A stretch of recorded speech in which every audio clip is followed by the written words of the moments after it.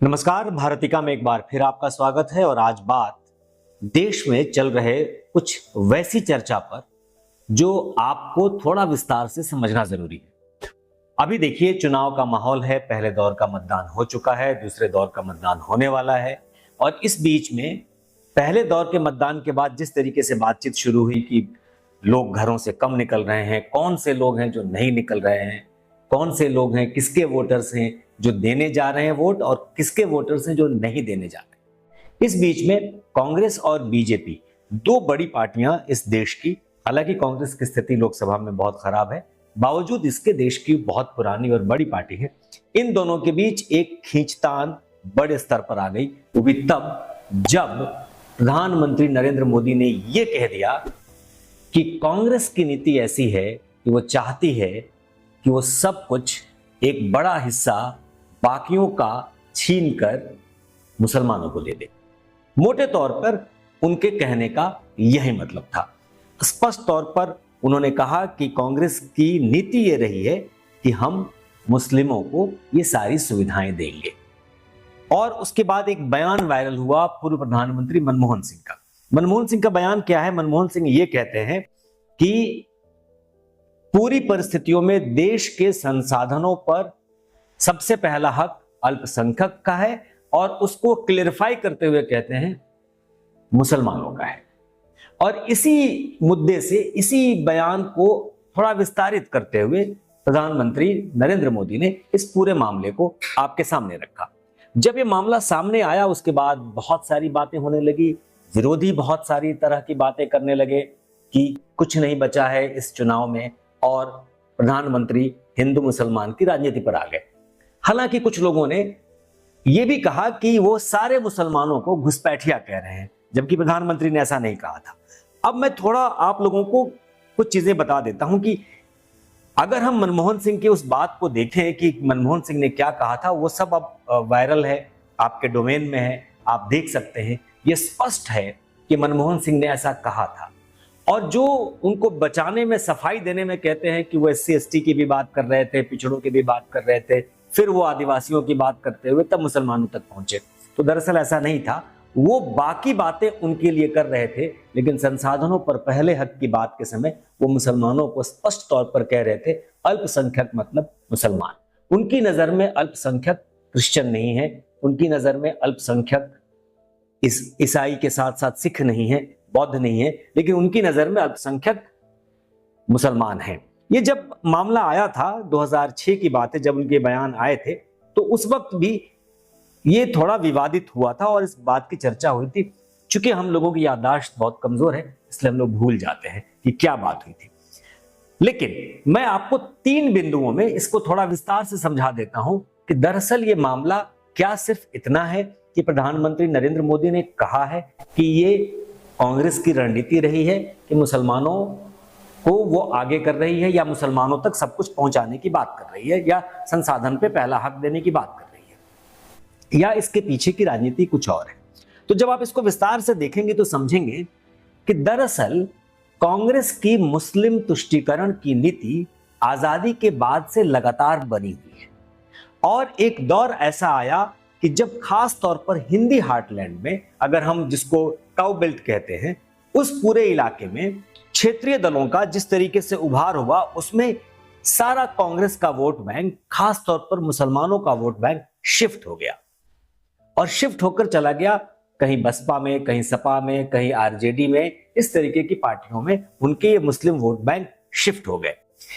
अब उसके बाद चूंकि ये एक बड़ा कारण था, अगर आप देखें तो 1984 जब इंदिरा गांधी की हत्या होती है, उसके बाद कांग्रेस 400 से ज्यादा सीटें जीतकर सदन में अपना बहुमत दिखाती है, प्रचंड बहुमत से आती है। उसके बाद से कांग्रेस को इस देश में बहुमत नहीं मिला। हालांकि 1989 में वो एक ठीक ठाक पार्टी के तौर पर उभरी, फिर 2009 में उसकी स्थिति अच्छी थी 2004 की तुलना में, लेकिन कांग्रेस को पूर्ण बहुमत नहीं मिला। 84 के बाद से आज हम लोग 40 साल हो गए, कांग्रेस को इस देश में पूर्ण बहुमत नहीं मिला है। तो पूर्ण बहुमत नहीं मिलने में कांग्रेस को यह हमेशा से लगता रहा कि मुसलमानों का एक बड़ा तबका, एक बड़ा वोट बैंक, उनका अपना वोट बैंक है जिसको पकड़ के रखना है। और इसके प्रयास होते रहे। तो मनमोहन सिंह का वो बयान अनायास नहीं था। उसके पहले बहुत सारी कवायदें शुरू हो गई थी। शेड्यूल कास्ट में मुसलमानों को घुसाने का प्रयास हो रहा था, मुसलमानों को सरकारी नौकरियों में 15% आरक्षण देने का प्रयास हो रहा था, और धर्म परिवर्तन करने पर शेड्यूल कास्ट के लोगों की, अगर वो धर्म परिवर्तन करके मुसलमान बन जाते हैं तो एससी का दर्जा सुरक्षित रहे, ये भी तैयारी हुई थी। और ये सारी तैयारियां चल रही थी। जब मनमोहन सिंह का बयान आता है उसके ठीक पहले जस्टिस रंगनाथ मिश्र, जो कांग्रेसी लीडर भी थे, उनकी कमेटी बनी थी, उनकी रिपोर्ट आ गई थी। उसके बाद सच्चर कमेटी की रिपोर्ट आई। अगर इस दोनों रिपोर्ट्स को अगर आप ठीक से समझें, और ये जो जितने भी तमाम बुद्धिजीवी पिछले 3-4 दिनों से बौद्धिक उल्टियां कर रहे हैं, अगर वो इन दोनों रिपोर्ट्स को ठीक से उसका आकलन करें, उसको पढ़ें, तो समझ में आएगा कि कांग्रेस लगातार ऐसे प्रयास कर रही थी कि किसी भी तरीके से जो बात कांग्रेस के उस वक्त के प्रधानमंत्री मनमोहन सिंह कह रहे हैं वो एक तरीके से वो साबित कर पाए और एक तरीके से वो स्थापित कर पाए। तो इसमें कहीं कोई कंफ्यूजन नहीं है कि ओबीसी, शेड्यूल कास्ट, इनके हक काट करके और एक तरीके से मुसलमानों को हक देने की बात ये कांग्रेस की सरकार उस समय कर रही थी। ये मुस्लिम तुष्टीकरण का एक अलग लेवल था। हालांकि वो जो भी प्रस्ताव थे, जो भी रंगनाथ मिश्र कमेटी की जो रिपोर्ट थी या जो उनके प्रस्ताव थे, वो पास नहीं हुए और वो लागू नहीं हुआ। और बेसिकली रंगनाथ मिश्र की अगर पूरी रिपोर्ट को देखें तो वो धर्मांतरण का रास्ता साफ कर रहे थे कि भाई धर्म बदलिए, उसके बावजूद भी आपका एससी का दर्जा बना रहेगा, मुसलमान बन जाइए तब भी। तो ये एक बड़ा ही वो था, लेकिन वो हुआ नहीं। उसी तरीके से सच्चर कमेटी की भी अगर रिपोर्ट आप देखें तो उसमें भी भयानक तौर से मुस्लिम तुष्टीकरण की पूरी कवायद उसमें लिखी जा रही थी, पूरी कोशिश की जा रही थी, वो भी आपके सामने आता है। तो जब प्रधानमंत्री नरेंद्र मोदी ये बात कहते हैं कि कांग्रेस की नीति ऐसी रही है, तो उसमें कहीं गलत नहीं कहते। इस देश के नागरिक जो दूसरी जाति या दूसरे धर्म के हैं, उनका भी इस देश के संसाधनों पे उतना ही हक है जितना एक मुसलमान का है। हम या इस देश का संविधान ये सब कहता है कि इस देश में इस जाति और धर्म के आधार पर हम भेदभाव नहीं कर सकते, लेकिन पिछड़ी जातियों को या दलितों को या निचले तबके के लोगों को जो रेस में छूट गए, उनको ऊपर लाने के लिए तमाम तरह के प्रयास होते हैं, जिसमें से एक प्रयास आरक्षण भी है। और इस पर समय पर चर्चा, वाद विवाद, बहुत सारी चीजें हो सकती है, लेकिन सिर्फ फोकस करके ये कहना कि मुस्लिमों को हम एक अधिकार देंगे और देश के संसाधनों पर पहला हक देंगे, ये बिल्कुल गलत था। और अगर मैं इसको थोड़ा विस्तार से आपको कहूं, स्पष्ट तौर पर कहूं, तो कांग्रेस आज की तारीख में 2024 में अगर ये वही बातें फिर दोबारा से 2006 की बातें अगर आज 18 साल बाद फिर उसी परिस्थिति में लेकर के आ रही है और बार बार वही बातें कह रही है, तो आप समझिए कि कांग्रेस ये गलती कर रही है। दरअसल उन प्रयासों के लिए कांग्रेस को स्पष्ट तौर पर माफी मांगनी चाहिए और ये कहना चाहिए कि ये एक जल्दबाजी में किया गया कोई प्रयास था, क्योंकि वो लागू तो हुआ नहीं। जब आपके सदन ने उसको लागू नहीं किया, आपकी कमेटी ने उसको बाद में पास नहीं किया, कमेटी की रिपोर्ट आई, लेकिन प्रयास आप कर रहे थे।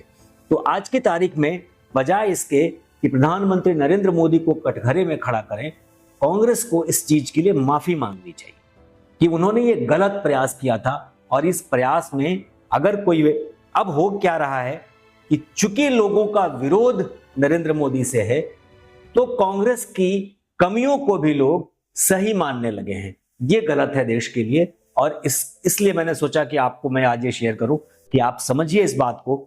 जो 3 मुख्य मुद्दे मैंने आपको बताए कि शेड्यूल कास्ट में मुसलमानों को घुसाने के प्रयास थे रंगनाथ मिश्रा कमेटी की रिपोर्ट में, मुसलमानों को सरकारी नौकरियों में 15% आरक्षण देने के प्रयास थे, और धर्म परिवर्तन करने वाले शेड्यूल कास्ट को धर्म उनका सुरक्षित रहे, ये उसमें कहा गया था। ये तीनों बहुत ही खतरनाक चीजें थी उस कमेटी की रिपोर्ट में, जो इस देश की एकता या अखंडता या कहिए सद्भाव के साथ आने वाले लंबे समय में खिलवाड़ ही करती।